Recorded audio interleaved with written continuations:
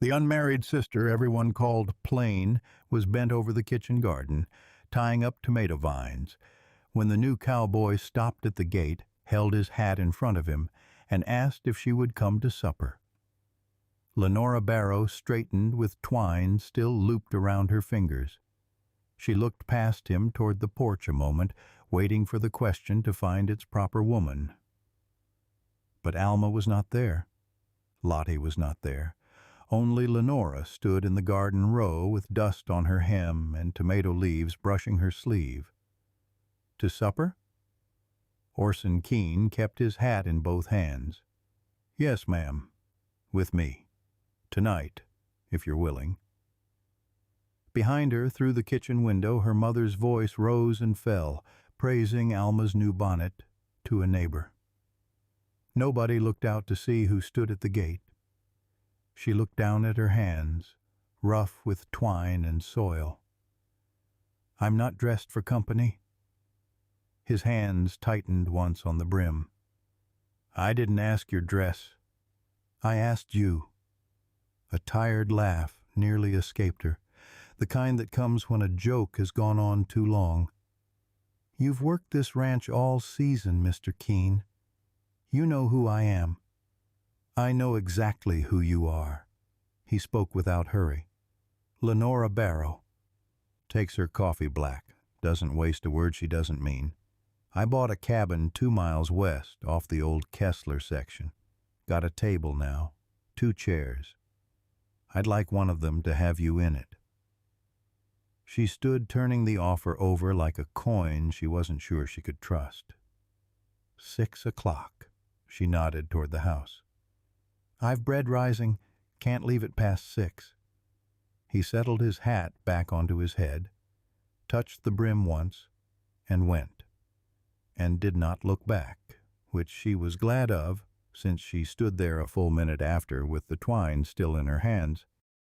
She told her mother she was walking out to check on Widow Pike's hens, which was not entirely a lie, since the widow's place sat along the same road. She changed her dress twice and called herself a fool both times, and wore the blue one in the end, the one without a mended seam at the shoulder. His cabin sat low against a rise of dry grass, with a stovepipe leaning slightly and a porch wanting another board. But the yard had been swept clean, and a jar of black-eyed Susans stood at the center of a table set with 2 plates, 2 cups, and a fork laid straight beside each. Fried some salt pork. There's beans I started this morning. He gestured at the biscuits stacked in a cloth. Came out flatter than I meant them to. He pulled out the chair facing the window, a folded blanket over the seat for cushion, and held it until she sat, then took the harder chair for himself. She looked at the flat biscuits and the scorched edge of one strip of pork, and she relaxed a little at that, because a man who tried and fell short was easier to trust than one who made it all look effortless. You didn't have to trouble yourself. Wasn't trouble. He passed her the beans first, waited until her plate was full before touching his own. First meal I've cooked in this house, I wanted to be good. They ate slow. He asked whether she liked her biscuits burnt or pale, and she told him pale. He asked whether the garden was hers by choice or only by chore, and she opened her mouth for the usual list, then stopped, because he'd asked which, not what needed doing. Both, I suppose. She turned her fork over once, started as chore. It's mine now because nobody else wanted it enough to take it from me. Flowers or vegetables? Flowers. She felt foolish admitting it, since flowers fed nobody. Zinnias, mostly. My mother says they crowd the beans. Before dark, he walked her home, the 2 miles quiet and easy, and stopped at the Barrow gate without crossing into the yard. I'll ask you again, next week, if that suits. Once was already more than most men manage. Her hand found the gate latch behind her, steadying herself. He laughed, short and surprised, touched his hat brim, and left her standing there in the last of the light. 4 days later she was hauling water from the well when she saw him at the fence line along the garden road, not at the house, hat already off, a small bundle of stems wrapped in a damp cloth in one hand. Widow Pike had a few by her fence. He held them out, a little sheepish, not stepping past the fence rail. "Figured you'd know the color better than I did." She set the bucket down and took them. Zinnias, orange and deep red, cut short. She had told him she grew zinnias, not which ones she loved best. "How did you know?" "I didn't." He shrugged, plain about it. "Only ones I liked the look of. Widow Pike figured you'd approve or you wouldn't, and either way I oughtn't linger with your mother's washing line in plain sight." She almost smiled at that. "You didn't need to bring me anything." "No." He settled his hat back on. "Didn't need to." He touched the brim and went back down the road, unhurried, and she stood at the fence a long moment before she carried the flowers inside and put them in a jar on the windowsill, telling her mother only that Widow Pike had sent them along.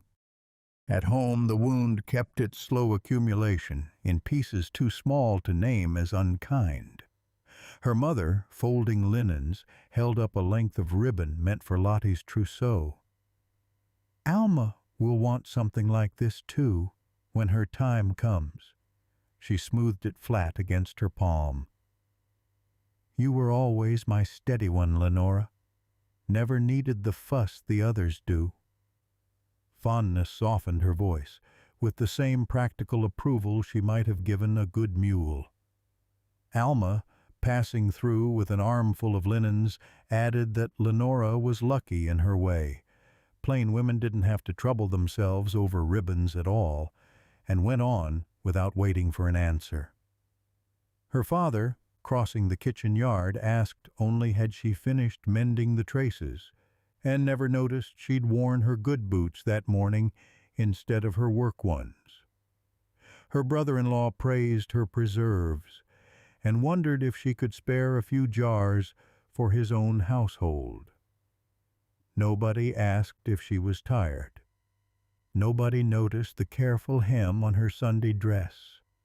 At a ranch supper held in the Barrow yard to mark the end of haying, lanterns strung between the porch posts and a fiddle going near the barn, her mother sent her back to the garden for squash blossoms to fry, since company was expected.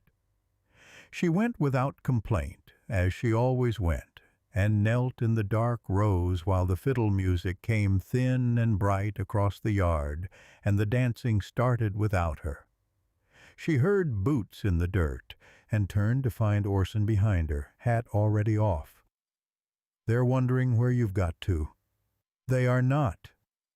She went back to the blossoms, not unkindly, only telling him the truth of it. "I bought a cabin with no floor fit for dancing." He held out his hand and waited, not stepping closer. "So I suppose the garden will have to do."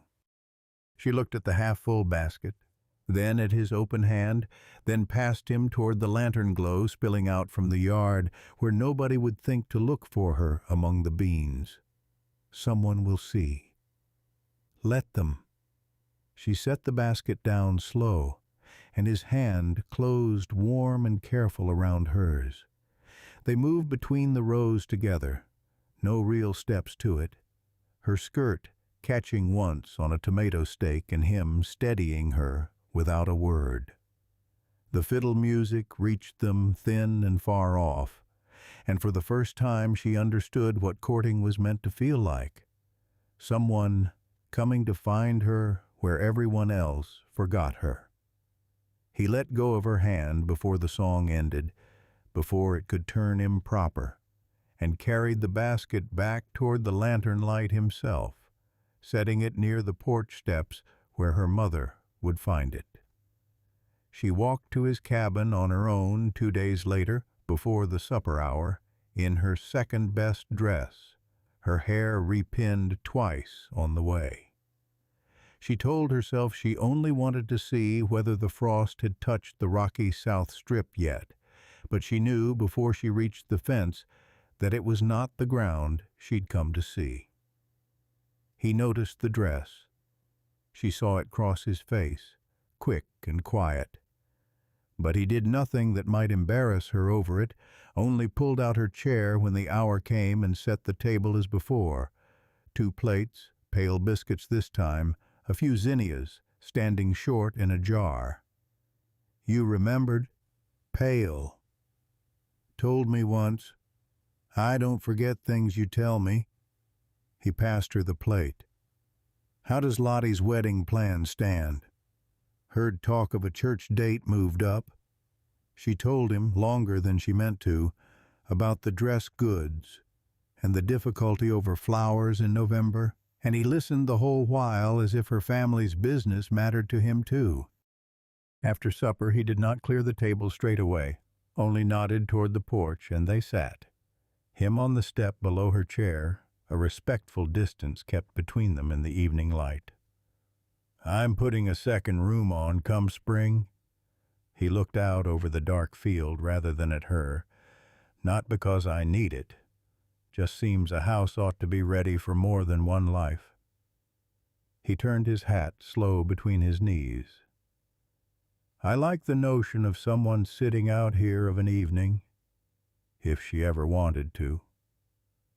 She gave no answer, only let the hope sit beside the older fear.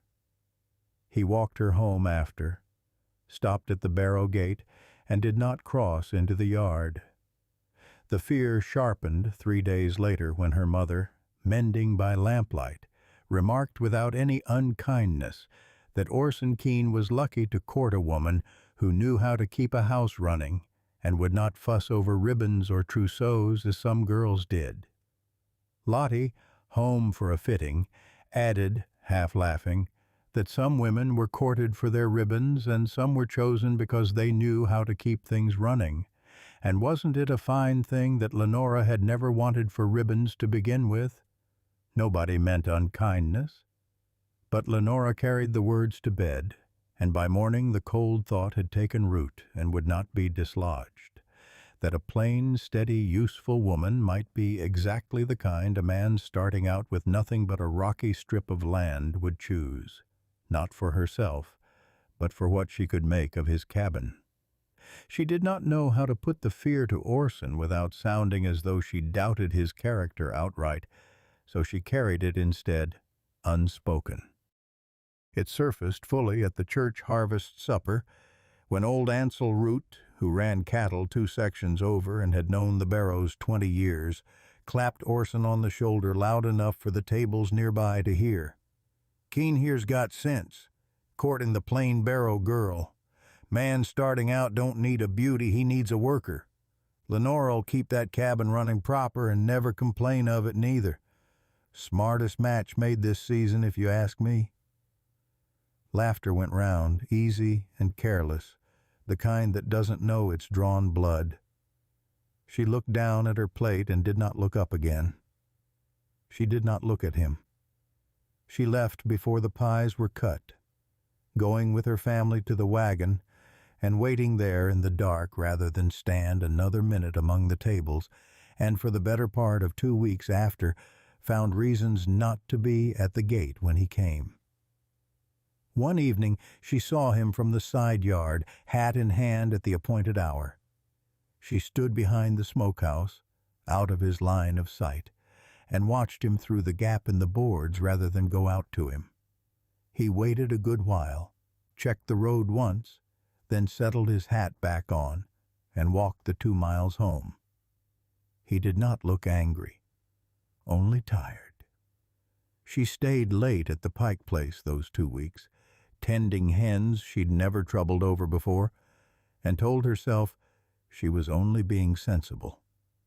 It was Ansel Root again, at the Frost social, who forced the matter into the open a second time, repeating much the same joke to a wider circle, adding that a man could do worse than a plain wife who'd never trouble him over dancing partners, since nobody would think to ask her regardless. The yard went quiet, uneasy all at once. Orson set down his cup. "I asked Miss Barrow to supper before I asked her for one useful thing." His voice did not rise, but it carried clean across the yard. "If she never cooked a meal, planted a row, or mended a shirt for me in her whole life, I would still want her at my table. I didn't come courting a worker, Ansel. I came courting a woman most folks round here had got used to looking past." He found her father in the crowd. "I mean no disrespect to you or yours, Mr. Barrow, but I'll not stand quiet and hear your daughter called a bargain, same as if she were a plow horse sold cheap for her steadiness." Nobody spoke. Her father's jaw worked once, and he stayed silent. And that silence cost Orson something Lenora understood, even through her own shock. A hired hand did not correct a rancher's guest in front of the man's own family and expect his place at that ranch to sit easy come morning. But it was she who stepped forward, because being defended was not the same thing as being known. "I am not ashamed of work." She kept her eyes level, steadier than she'd expected to feel. "I have kept house and garden and table for this family since I was 12 years old, and I'll not apologize for a single callus it's given me. But I am ashamed to have been mistaken, even by myself on occasion, for something useful a man might take home simply because it would serve him well and cost him little. I've spent my whole life setting tables I was never once asked to sit at. If I go to Orson Keene's cabin, it will be because I choose that life for myself, not because I was fit for no other." Ansel Root's face had gone red. Orson's face, plain and open and entirely unhidden, was what finally loosened the fear she had carried since the garden dance. She did not go to him that night. She rode home with her family in a silence that felt stunned rather than unkind, and it was 2 days later her father found her at the pump, working his hat brim in his hands the same nervous way Orson always worked his at her gate. "Your mother and I never asked if the work was too much for you." He didn't quite meet her eye. "Never asked if you wanted something different from what you had. We just took it you were content, since you never once told us otherwise." He cleared his throat. "Ought to have told you plain a long while back that you're worth more to me than what you do around this place." It was not much, as apologies went, but it was true, and offered plainly, and she accepted it the same way. She walked to his cabin the following evening, well before dark, on her own 2 feet, without waiting for him to come to the gate. She found him mending a section of porch rail, and he set down the hammer and did not move toward her, only watched her come. "You came on your own." "I did." She stopped at the bottom of the steps. "I wanted you to know I chose it. Not the county deciding it for me over their supper plates. Not you rescuing me out of a yard gone quiet. Me choosing it myself."